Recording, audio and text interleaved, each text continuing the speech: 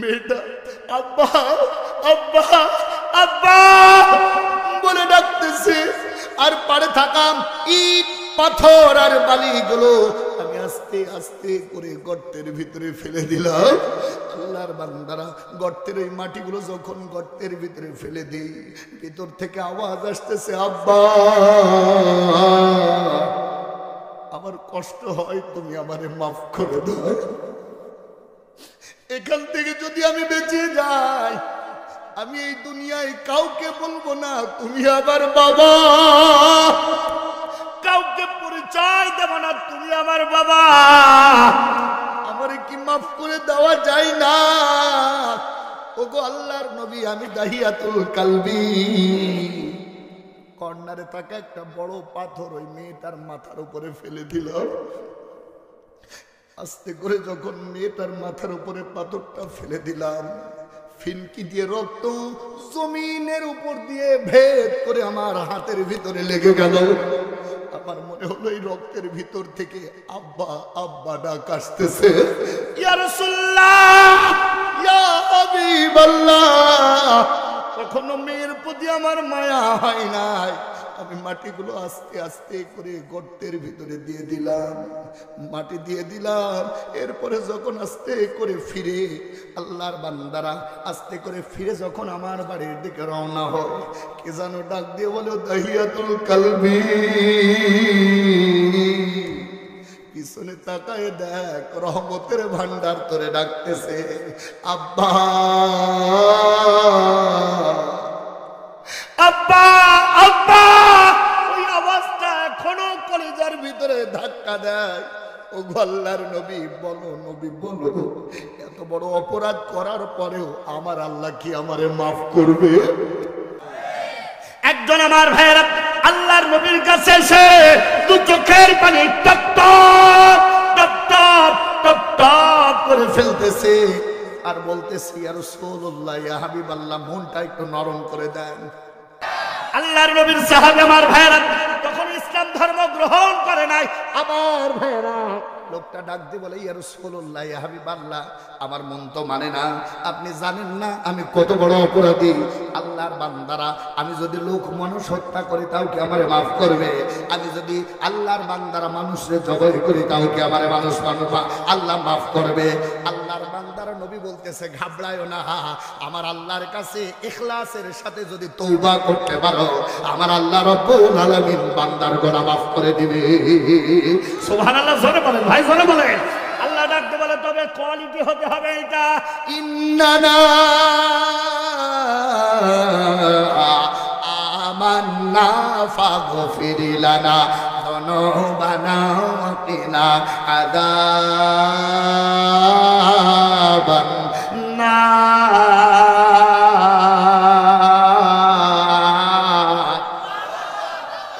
হতে হবে, তওবাটা হতে হবে ইখলাসের সাথে। একমাত্র কার জন্য?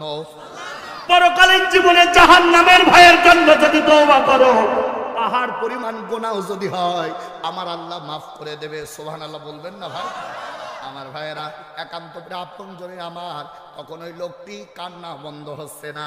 আল্লাহর বান্দারা দু চোখের বাণী টপ টপ টপ টপ করে করতেছে।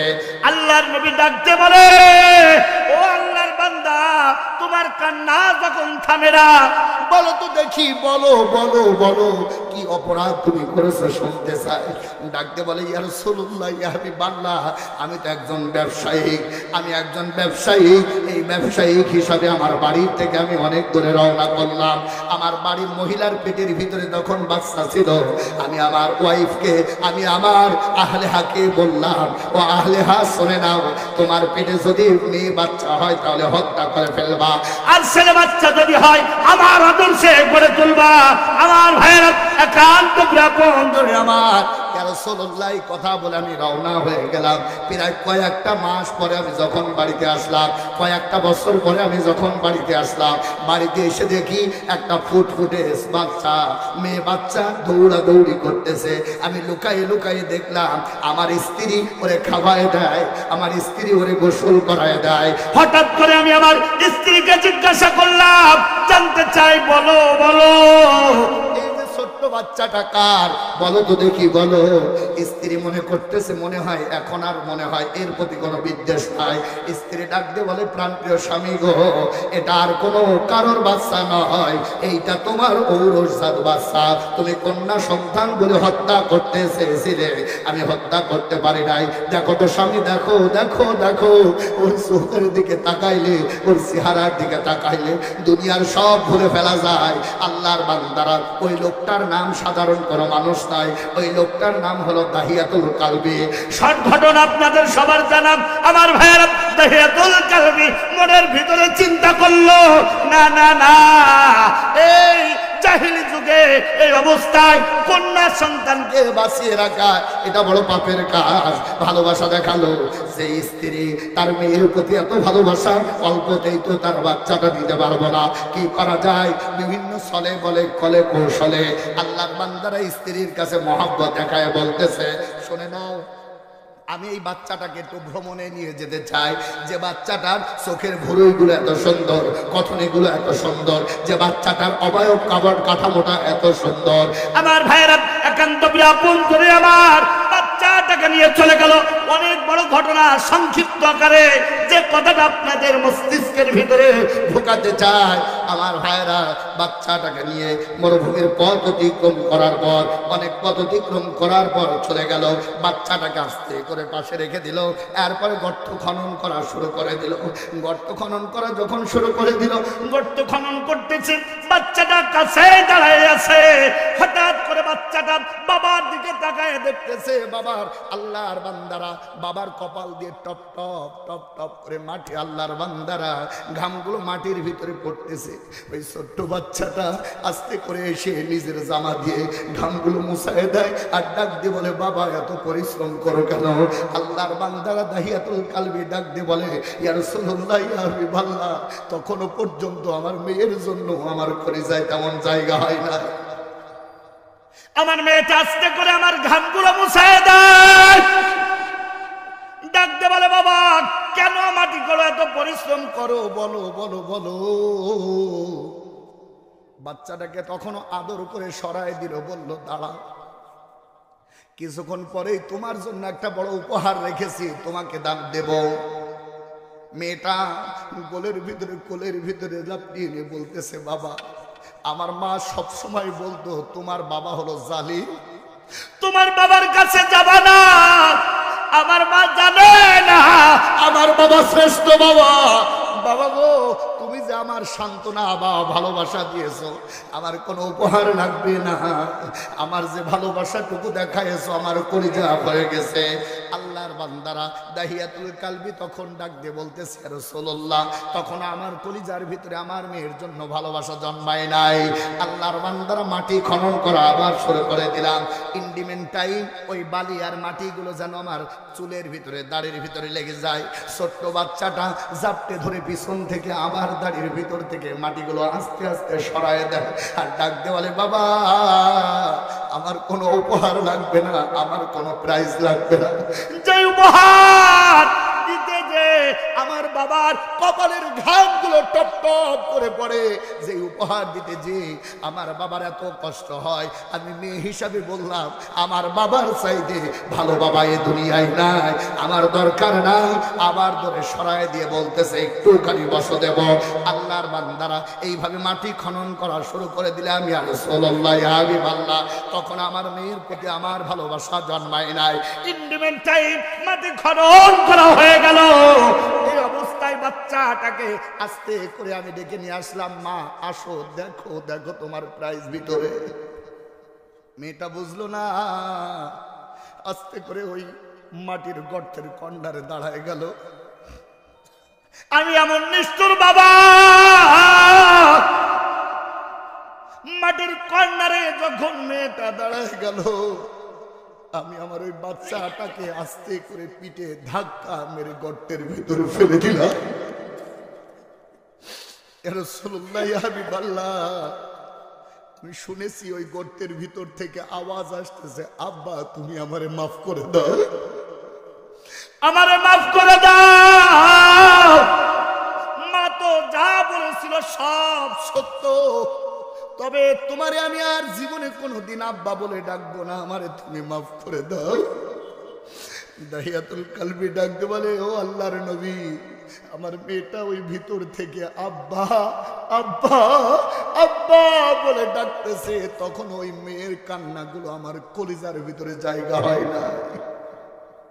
আমি এত নিষ্ঠুর, মেয়েটা আব্বা আব্বা আব্বা বলে ডাকতেছে, আর পাড়ে থাকাম ইট পাথর আর বালিগুলো আমি আস্তে আস্তে করে গর্তের ভিতরে ফেলে দিলাম। আল্লাহর বান্দারা, গর্তের ওই মাটিগুলো যখন গর্তের ভিতরে ফেলে দিই, ভিতর থেকে আওয়াজ আসতেছে, আব্বা আমার কষ্ট হয়, তুমি আমারে মাফ করে দাও। এখান থেকে যদি আমি বেঁচে যাই, আমি এই দুনিয়ায় কাউকে বলবো না তুমি আমার বাবা, কাউকে পরিচয় দেব না তুমি আমার বাবা। আমারে কি মাফ করে দেওয়া যায় না? ওগো আল্লাহর নবী, আমি দাহিয়াতুল কালবি। কর্নারে থাকা একটা বড় পাথর ওই মেয়েটার মাথার উপরে ফেলে দিল। আস্তে করে যখন মেয়েটার মাথার উপরে পাথরটা ফেলে দিলাম, ফিনকি দিয়ে রক্ত জমিনের উপর দিয়ে ভেদ করে আমার হাতের ভিতরে লেগে গেল। আমার মনে হলো এই রক্তের ভিতর থেকে আব্বা আব্বা ডাক আসতেছে, ইয়া রাসূলুল্লাহ, ইয়া হাবিবাল্লাহ। কখনো মেয়ের প্রতি আমার মায়া হয় নাই। আমি মাটিগুলো আস্তে আস্তে করে গর্তের ভিতরে দিয়ে দিলাম, মাটি দিয়ে দিলাম। এরপরে যখন আস্তে করে ফিরে, আল্লাহর বান্দারা আস্তে করে ফিরে যখন আমার বাড়ির দিকে রওনা হয়, কে যেন ডাক দিয়ে বলো, দাহিয়াতুল কালবি। পিছনে তাকায় দেখ, রহমতের ভান্ডার তোরে ডাকতেছে, আব্বা আব্বা আব্বা। ওই আওয়াজটা এখনো কলিজার ভিতরে ধাক্কা দেয়। ও আল্লাহর নবী বলো, নবী বলো, এত বড় অপরাধ করার পরেও আমার আল্লাহ কি আমারে মাফ করবে? ওই মেয়ের আর্তনাদ, ওই মেয়ের মা মা আব্বা আব্বা বলা, ওই ধ্বনিটা আমার কলিজার ভিতরে যেন দাউ দাউ করে জ্বলতেছে। এই দুনিয়ার কত জায়গায় গেলাম, কত জায়গায় গেলাম, সবাই আমার দেখে ধিক্কার জানায়, বলে দুনিয়ায় এত বড় মুনাফিক আর এত বড় খারাপ মানুষ হয়। কোন জায়গায় যে সমাধান পাই নাই। নবী তোমার কাছে এসেছে, বলো বলো তোমার আল্লাহকে আমার এত বড় অপরাধ মাফ করবে? আল্লাহর নবী আমার মাথাটা খাড়া করে নিঃশ্বাস ছাড়ে, দু চোখের পানি টপ টপ টপ টপ করে জমিনে পড়তেছে, আর বলতেছে, মানুষও এত নিষ্ঠুর হয়। নবী বলতেছে, মানুষ এত নিষ্ঠুর হয় আমার জানা ছিল না। তবে শুনে না, ও দাহিয়াতুল কালবি, তুমি যদি তারপরও আমার আল্লাহকে ডাকো, ইন্নানা আমান্না ফাগফির লানা যুনুবানা ওয়া কিনা আযাবান নার।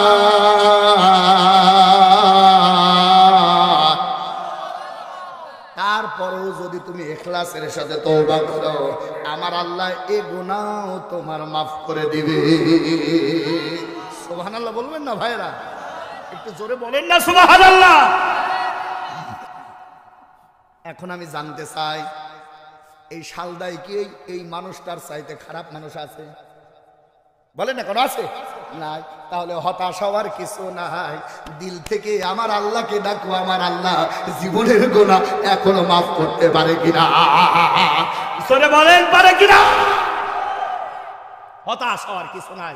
নিঃশ্বাস যতক্ষণ বন্ধ না হবে ততক্ষণ পর্যন্ত আমার আল্লাহর দরজা খোলা। সুবহানাল্লাহ বলবেন না ভাই? দরজা খোলা না বন্ধ? দরজা খোলা। শুধু ডাকতে হবে আমার আল্লাহকে।